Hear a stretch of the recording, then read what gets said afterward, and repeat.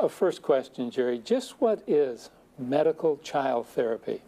It simply means that when you're doing psychotherapy with a child, you are also dealing with a child that has some sort of medical problem or physical problem which either exacerbates the child's emotional distress or perhaps is the source of the emotional distress.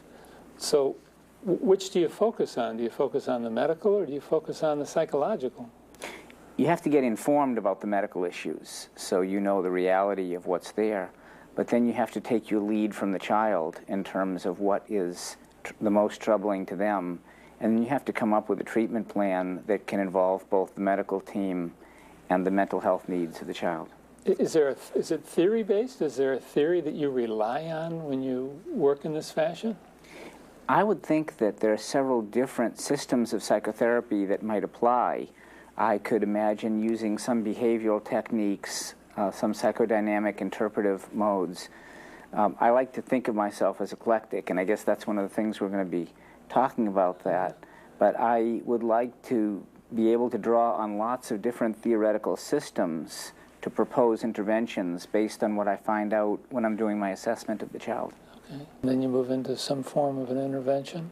Well, I first move into some form of testing the hypotheses, trying to collect some data. For example, one of the things you'll hear me do in this tape is I'm asking her, were there any stressful things happening in her life at various points in time? And I'm asking her about relationships with different people.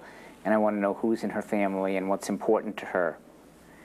And I'm hoping that this is going to unfold and give me a picture of where the different stress points are in her life and as they affect this particular medical condition.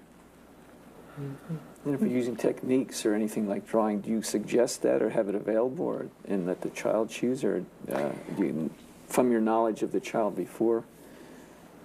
Sometimes you'll have information before. I just try to have a lot of toys around that have creative uses. I like puppets, I like drawing. I don't like, there are some people who get very excited about finger paints and sand play. I learned early in my career that they're more aggravation than they're worth because you're worried about spending half of your session cleaning up after them.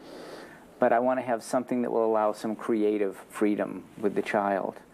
And you'll see quite clearly that I offer her some choices and she designates one that she's interested in, and we proceed along those lines.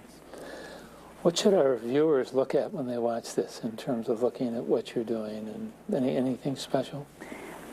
I think they should watch how the little girl warms up. Her name is Leah, and they should watch how Leah warms up, how she becomes a little bit reserved, but she begins telling me things.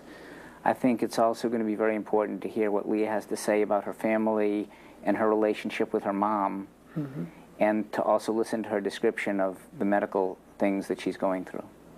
Let's watch.